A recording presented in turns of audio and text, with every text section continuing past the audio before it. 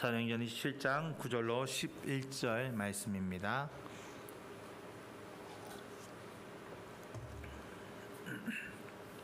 같이 봉독하겠습니다. 여러 달이 걸려 금식하는 저기가 이미 지났으므로 항해하기가 위태한지라 바울이 그들을 권하여 말하되 여러분들이 요리며 내가 보니 이번 항해가 화물과 배만 아니라 우리 생명에도 타격과 많은 손해를 끼치리라 하되 백부장이 선장과 손주의 말을 바울의 말보다 더 믿더라. 아멘.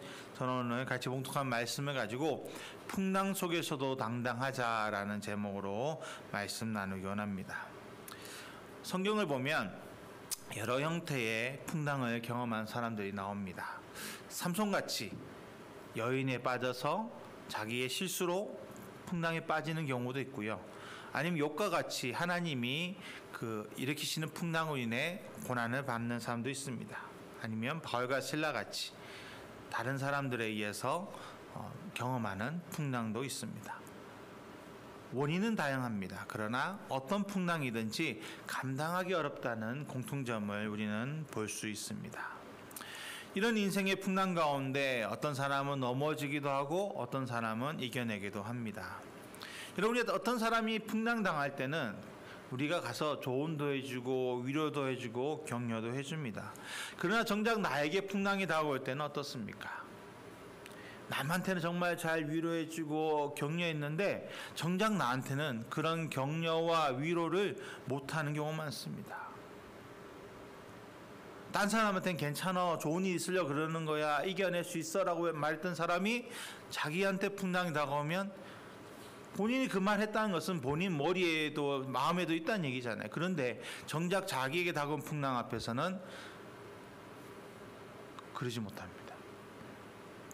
이런 모습은 하나님을, 전능하신 하나님을 나의 아버지로 모시고 사는 그리스도인이라고 별반 다르지 않습니다. 그런데 그리스도인인 왜 그리스도인이어야 될까요? 다른 사람들과 무엇이 달라야 할까요? 그것은 바로 풍랑 가운데 넘어지더라도 다시 일어서야 한다는 겁니다. 풍랑을 당당하게 이겨내야 한다는 것입니다. 왜냐하면 인생의 풍랑은 우리 그리스도인은 내 힘으로 이기는 사람들이 아니기 때문입니다. 오늘 본문 원래 27장을 사도행전 20장을 다 봐야 되는데 너무 길어서 일부분만 같이 봉독했습니다. 오늘 저는 이 사도행전 27장을 통해서 우리가 풍랑을 이길 수 있는 이유를 같이 살펴보기 원합니다. 오늘 본문은 노마를 향해 나가는 바울의 여정이 그려지고 있습니다. 그 속에 우리가 풍랑에 빠지는 이유도 있고 또 풍랑을 이겨내는 방법도 기록되어 있습니다. 요즘 헬이라는 단어를 많이 씁니다. 헬 조선, 헬이라는 단어를 써붙이는 경우가 많습니다. 근데 여러분, 헬이 무슨 의미인지 아시죠? 영어로 지옥입니다. 지옥. 그만큼 어렵다, 힘들다라는 지금 거센 풍랑 가운데 살고 있다를 지금 젊은 사람들은 표현하고 싶어하는 것 같습니다. 이런 거센 풍랑 가운데서 우리는 어떻게 살아야 할까요? 먼저 첫째로 풍랑 가운데 빠지게 되는 이유들에 대해서 살펴보겠습니다. 그 이유로 첫 번째는 세상의 지식에 귀를 기울이기 때문에 풍랑에 빠지게 되는 것입니다. 본문 11절을 보면 백부장이 선장과 손주의 말을 바울의 말보다 더 믿더라라고 말씀하고 있습니다. 하나님의 말씀보다 전문가의 말에 귀를 기울였다는 것이죠. 여러분, 백부장의 입장에서 볼 때 바울은 학자입니다. 말씀을 연구하고 말씀을 가르치는 학자예요. 그런데 선장과 손주는 항해의 전문가들이었습니다. 여러분, 그러니 누구 말을 더 듣게 되어 있습니까? 여러분 같으시면 바울의 말을 더 듣겠습니까? 선장과 손주의 말을 더 듣겠습니까? 당연히 세상의 이치로는 선장과 손주가 항해의 전문가들이니까 그들에 맞는 것이 옳습니다. 그런데 세상 지식을 따랐더니 뭐가 기다리고 있었습니까? 풍랑이 기다리고 있었습니다. 여러분은 어떠하십니까? 여러분은 어떤 일이 있을 때 그 분야의 전문가라는 사람이 나에게 조언을 해주면 여러분 그것을 귀 기울여 듣지 않습니까? 근데 전문가라고 하는 사람들의 말을 들어보면요, 다 다릅니다. 너무 다양해요. 다이어트 방법도 그렇고 학습 방법도 그렇고 다 다양합니다. 여러분 우유 아시죠? 우유 우리가 좋아하시는 분도 계시는데 어떤 전문가는 우유를 완전 제품이라고 말합니다. 근데 어떤 전문가는요, 우유는 소의 새끼, 송아지가 먹는 거지 사람이 먹는 게 아니다라고, 그 우유 때문에 우리의 몸이 병든다라고 말하는 사람들도 있습니다. 다 전문가예요. 여러분 누구 말을 들어야 될까요? 세상에서 전문가라고 하는 사람들은요, 자기의 주장이 옳다고 외칩니다. 어떻게 보면 그렇게 자기가 옳다고 외쳐야 전문가가 되는 것 같아요. 여러분 16세기 이전에는요, 지구가 우주의 중심이라는 천둥설이 힘이 있었습니다. 지구가 우주의 중심입니다. 여러분 근데 지금 그런 천둥설을 지금 만일에 이 현대에 그것이 지식이다, 그것이 맞다라고 외친다면 어떤 반응이 돌아올까요? 우리는 이미 과학 문명을 통해서 지구는 큰 우주의 한 부분이고 또 태양계에서 태양을 중심으로 돌아가는 행성이라는 것을 이미 밝혀져 있습니다. 그런데 우주의 중심은 지구다라고 외친다면 사실은 조금 저 사람 이상해라는 말을 들을 수밖에 없는 현실입니다.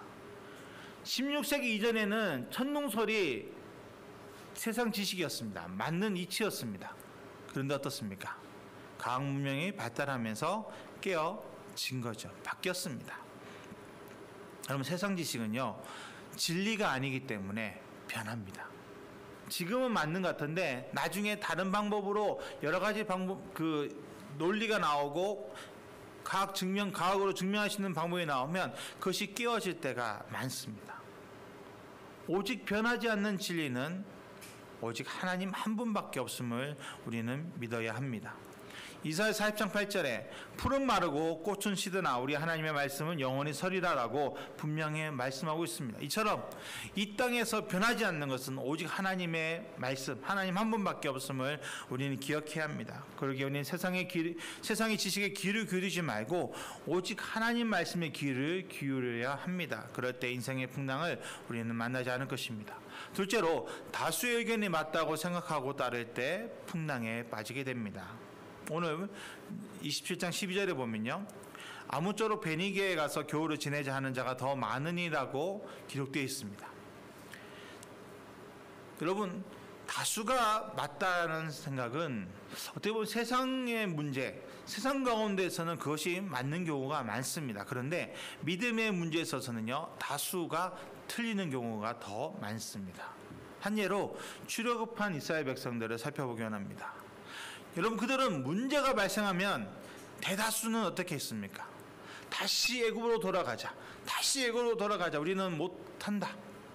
만일 그 다수결에 따랐다면 그들은 영원히 애굽의 노예로밖에 살 수 없었을 것입니다. 그런데 소수인, 하나님이 세우신 소수인 모세와 여호수아, 갈렙 같은 지도자가 있었기 때문에 그들은 약속의 땅으로 들어갈 수 있었다라는 것입니다.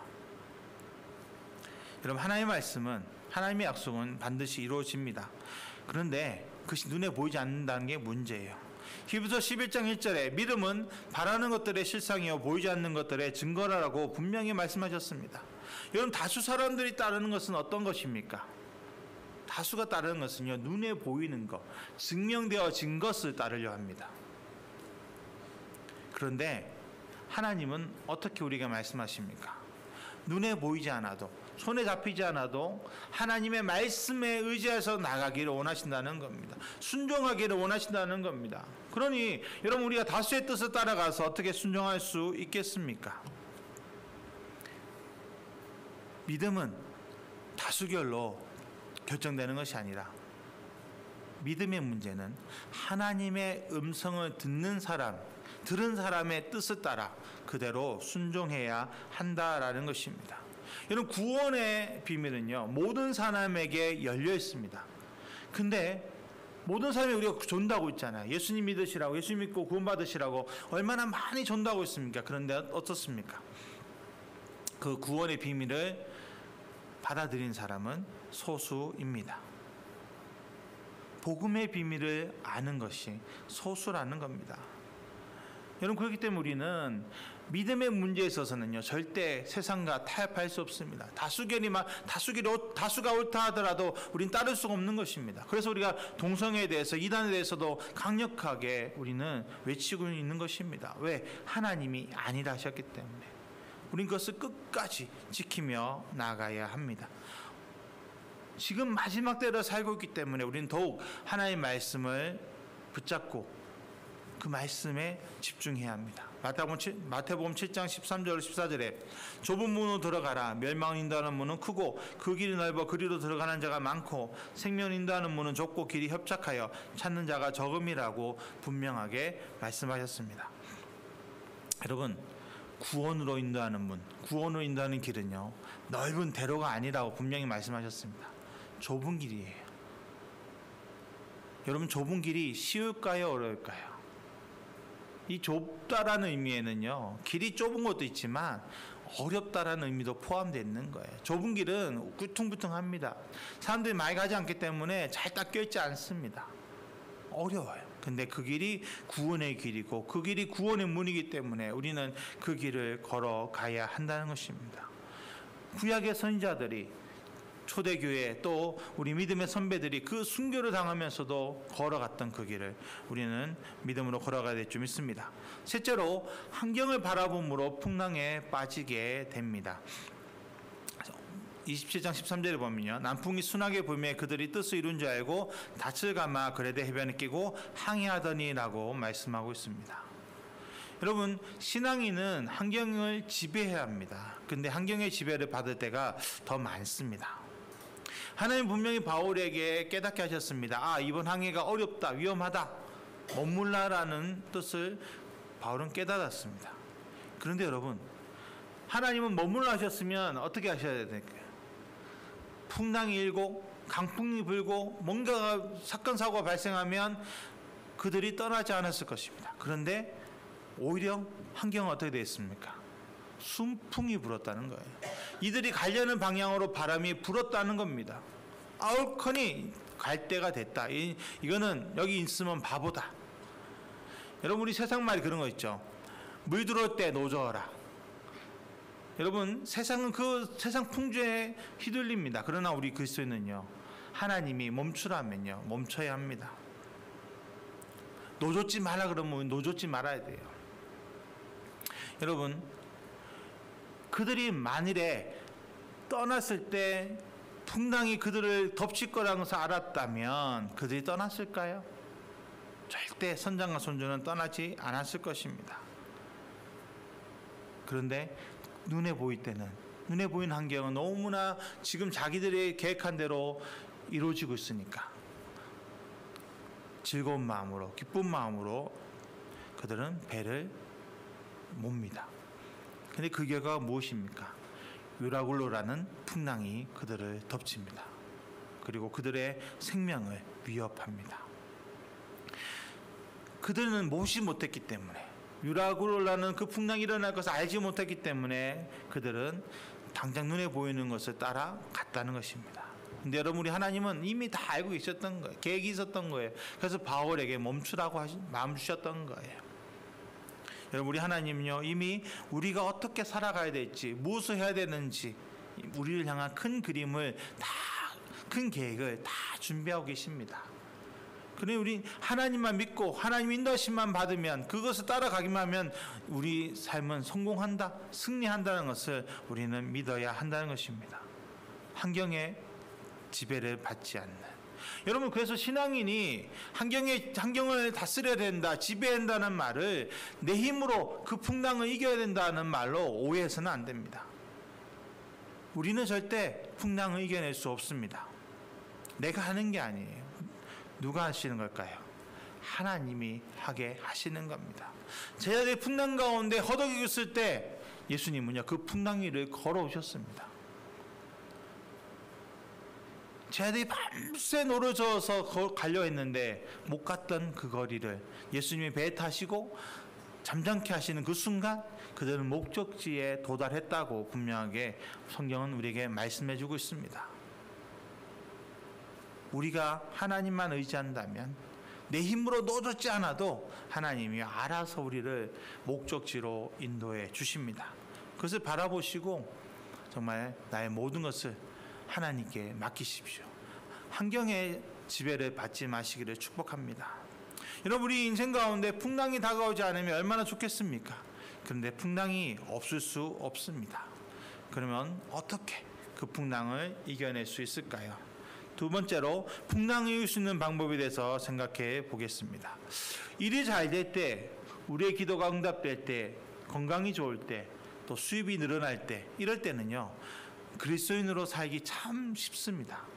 다 감사의 조건들만 있는 거잖아요. 잘 되니까 아멘, 감사합니다, 감사합니다 할 수 있어요. 그런데 여러분, 믿음의 시금석은 어느 때 가능합니까? 어느 때 볼 수 있습니까? 내가 정말 올바른 믿음인지 잘못된 믿음인지 알 수 있는 것은요, 절망 가운데 있을 때, 일이 잘 안 될 때, 세상 풍랑 가운데 떠밀려 갈 때, 삶의 중요한 것들이 점점 사라질 때 우리는 알게 됩니다.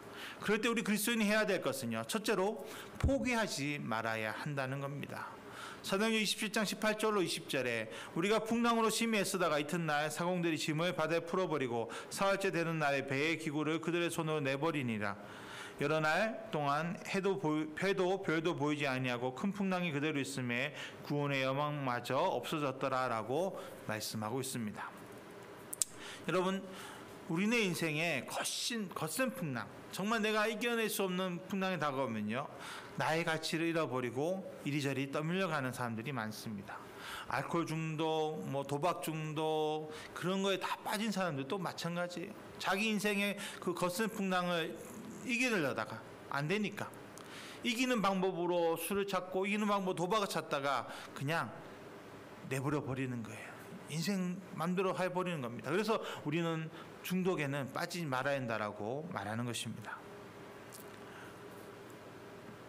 여러분, 우리가 정말 지금 거센 풍랑이 나를 덮쳐오고 있다면 여러분은 어떻게 하시겠습니까? 세상 사람들은 정말 내가 감당할 수 없는 거센 풍랑이 다가오면요, 절망합니다. 포기해버려요. 나는 할 수 없구나. 있는 모습은 마치 이 백부장과 군사들, 또 선원들이 다 자포자기하듯이 항해에 필요한 것들 다 던져버리고 그냥 풍랑에 몸을 맡기고 왔다 갔다 하는 것과 같은 그런 모습을 우리는 보게 합니다. 표류하는 그것이 바로 절망에 허덕이는 사람의 모습입니다. 근데 그 가운데 모든 사람이 절망하고 있는데 누구 한 사람만은 절망하지 않습니다. 그가 누구입니까? 바로 사도 바울입니다. 사도행전 27장 22절에 내가 너희를 고난하노니 이제는 안심하라. 너희 중 아무도 생명에는 아무런 손상이 없겠고 오직 배뿐이라 라고 말합니다. 여러분, 사도 바울이 왜 절망하지 않았습니까? 왜 안 했을까요? 하나님의 보호하심을 믿었기 때문입니다. 다윗의 고백, 시편 23편 1절과 4절에 이렇게 고백합니다. 여호와는 나의 목자시니 내가 부족함이 없으리로다. 사망의 음침한 골짜기에 다닐지라도 해를 두려워하지 않을 것은 주께서 나와 함께 하심이라. 주의 지팡이와 막대기가 나를 안위하시나이다. 여러분, 다윗만큼 죽음의 사선을 넘나다닌 사람이 있을까요? 그럼에도 불구하고 다윗은 하나님을 의지했다라는 겁니다. 물론 시편을 보면요, 다윗도 종종 하나님 앞에 원망하고 불평합니다. 왜 하나님 이렇게 하십니까? 억울합니다를 외칩니다. 그런데 다윗의 고백의 결론은요, 그럼에도 불구하고 하나님은 나를 지켜주신다, 나와 함께 하신다예요. 마치 다니엘의 세 친구가 맹렬히 타오는 불못보 가운데서도, 그 불못보 가운데 떨어질 것 알면서도 하나님이 우리를 구원하실 것을 믿었던 것처럼 다윗도 하나님 앞에서 어떤 거센 풍랑이 다가와도 두려워하지 않았다라는 것입니다. 절망하지 않았어요. 포기하지 않았습니다. 그 결과 어떻게 됩니까? 다윗은 이스라엘의 위대한 왕이 되고 하나님의 마음에 합한 자가 됩니다. 또 다니엘의 세 친구는요, 느부갓네살 그 입에서 하나님을 찬양케 하는 놀라운 역사를 일어나게 합니다. 여러분, 이것이 다윗과 다니엘 세 친구에게만 일어날 일일까요? 아닙니다. 오늘 나에게도 일어날 수 있는 일입니다. 내가 하나님 앞에서 하나님이 나를 인도하시고 보호하심을 믿고 포기하지 않으면 언젠가는 우리가 하나님 앞에 하나님의 그 살아계심과 그 은혜를 간증하게 될 것을 믿습니다. 또한 사도행전 27장 1사절에 바울아 두려워하지 말라 내가 가이사 앞에 서야 하겠고라는 하나님의 말씀을, 약속의 말씀을 바울이 믿었기 때문에 그는 절망하지 않았습니다. 여러분, 우리 인생의 목적은요, 우리 사명을 위해 살아갑니다. 하나님께서 나에게 허락하신 콜링, 비전을 위해서 우리는 살아가는 겁니다. 그리고 그 비전이 다 이룰 때까지 하나님은요, 우리를 보호해 주십니다. 그 보호하신 하나님을 바울은 신뢰했던 것입니다. 아무리 거센 풍랑이 다가와도 나는 절대 넘어질 수 없다. 왜? 하나님이 지켜주고 계시니까. 여러분, 예수님과 함께 제자들이 배를 저어갈 때 풍랑이 다가왔습니다. 그때 예수님은 주무셨다 되어 있어요. 여러분, 우리가 비행기 타봐도 알지만 난기를 헤쳐나갈 때 막 흔들립니다. 그러면 잠이 저절로 깨져요. 근데 예수님은 그런 흔들리는 배 가운데서도 편하게 주무셨다는 겁니다. 어떻게 그럴 수 있었을까요? 절대 배는 뒤집어지지 않는다는 거죠. 왜? 예수님이 하나님이 함께 하시니까. 여러분, 마찬가지입니다. 우리 인생에서도요, 하나님이 나와 함께 하시면 절대 배가 뒤집어질 수 없습니다. 그 약속을 믿어야 합니다. 신명기 32장 10절에 여호와께서 그를 항무지에서 짐승이 부르짖는 강야에서 만나시고 호위하시며 보호하시며 자기의 눈동자같이 지키셨도다 라고 분명하게 말씀하고 계십니다. 출애굽한 이스라엘을 지키신 하나님, 강야에서 먹을 게 있습니까? 뭔가 마실 게 있습니까? 입을 게 있습니까? 아무것도 없습니다. 그런데 그들을 하나님이 지키셨다는 겁니다. 그것도 40년 동안. 그 하나님이, 모든 것을 채워주셨던 그 하나님이 지금 나와 함께 하신다는 겁니다. 나의 필요를 채워주십니다. 내가 믿음으로 바라보고 하나님을 의지하면 하나님이 모든 것을 나에게 부어주십니다. 그렇기 때문에 우리는 그리스도인은 포기라는 단어를 써서는 안 됩니다. 우스갯소리로 그런 말이 있죠. 포기는 배추를 셀 때만 서야 한다. 여러분, 이게 정말 세상에서 그냥 우스갯소리를 하는 거지만 우리 그리스도인에게는 정말 포기는 없습니다. 왜? 하나님이 나와 함께 하시기 때문입니다. 하나님과 함께해서 어떤 거센 풍랑 가운데서도 포기하지 않는 하나님의 백성 되시길 축복합니다. 둘째로, 우리 인생의 배의 닻을 견고한 곳에 내려야 합니다. 27장 29절에 보면요, 사공들이 닻을 내려 배를 고정했다라고 기록하고 있습니다. 닻은 배를 고정하는 역할을 합니다. 그런데 그 닻이 내려진 곳이 부실한 곳이라면 어떻게 될까요? 풍랑 가운데 밀려 더 요동칠 수밖에 없습니다. 그렇기 때문에 닻은 배를 든든히 지킬 수 있는 든든한 곳에 내려야 합니다. 우리 인생의 배의 닻도 마찬가지입니다. 인생의 풍랑 가운데 우리가 힘들고 어려울 때 우리는 나를 지켜줄 수 있는 든든한 반석 위에 닻을 내려야 합니다. 흔들림 없는 반석 위에. 그 반석이 어디일까요? 너무 잘 아시죠? 하나님이십니다.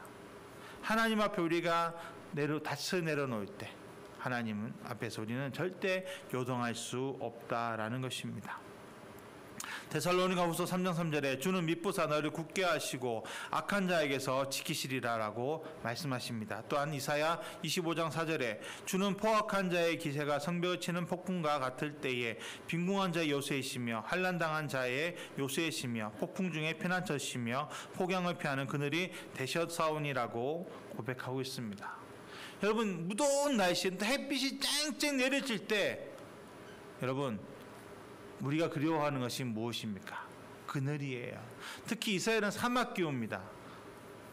건조한 나라입니다. 그렇기 때문에 그늘만 있으면요, 더위를 이길 수 있습니다. 우리나라 같으면 우리는 그늘에 들어가도 습해서 몸에 땀 나니까 그걸 못 느끼는데 사막 기후는요, 그늘만 지면요 시원합니다. 그 사막 사람들이 긴팔을 입고 얼굴 다 둘러매는 거 여러분, 우리 생각으로 생각해서는 안 돼요. 저렇게 답답한데 왜 이렇게 둘러매지 싶은데 사막 기후는요, 둘러매면 둘러맬수록 빛이 안 들어오면 시원합니다. 제가 가나에 있을 때 제가 생각했던 데는 좀 습한 지역이에요. 그래서 거기는 그늘이 있어도 좀 시원한 바람이 안 불면 덥습니다. 근데 제가 같이 저희 여의도에서 파견되신 분이 북쪽 지역에 계셨기 때문에 거기 한번 제가 한번 그 선교지 답사할 겸 인사도 할 겸 올라간 적이 있었습니다.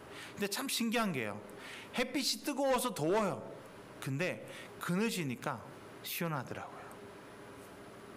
거기선 긴팔 입어도요. 우리가 지금 나가서 여름에 긴팔 입어보십시오. 얼마나 덥습니까? 땀이 온몸 나오잖아요. 거기는 땀이 안 나요. 몸에서 땀이 안 나오더라고요. 제가 땀이 많은 체질인데도 불구하고 그쪽에 땅 가니까 땀이 그렇게 나오지도 않더라고요.